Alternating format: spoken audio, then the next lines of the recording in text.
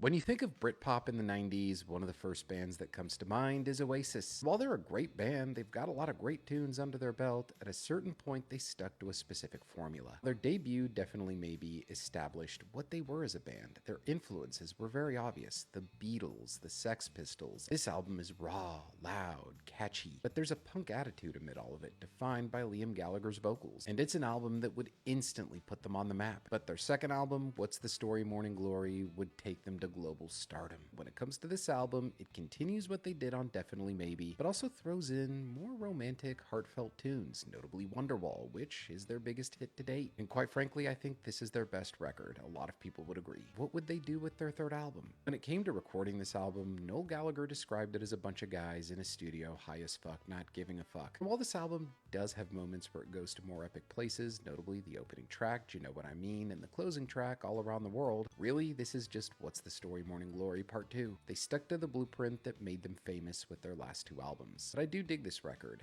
Despite it being very familiar, it is good. The following year, they would release a collection of B-sides known as the Master Plan. I mean, it just feels like a collection of leftover songs from the first three albums, but by all means, these songs are good. But with the release of Standing on the Shoulder of Giants, you would really just feel this band start to lose traction. At certain points, it does experiment with subtle electronic sounds, but nothing about this album was a standout outside of the opening track, really, which is more of an introduction because they're not actually singing on the tune. It was featured in Guy Ritchie's Snatch, and to this day has become their walkout song during live shows. Heathen Chemistry sees them play around with very radio-friendly pop rock. I think this has the most ballads they've ever put on a single album. But believe it or not, when this album came out, I didn't even know it was out. That's how dormant they were in America. And honestly, while there's a few good tunes, it's not one I really go back to. With Don't Believe the Truth, they were definitely trying to cash in on the rise in popularity of British rock in the mid-2000s. It's almost like their second attempt to crack America. And one way they tried to do that is when they toured in America with this album, they had the one British band that was gaining the most traction, Jet, open up for them. You could see a lot of conflict between brothers Noel and Liam Gallagher, which had always been present throughout the existence of this band. This album does have its moments, but it is a bit forgettable. When you want to talk about a forgettable Oasis album, look at Dig Out Your Soul. I mean, at this point, they had lost all creativity. This is an album where you could hear the band just giving up, and it would lead to them breaking up and being dormant for 16 years.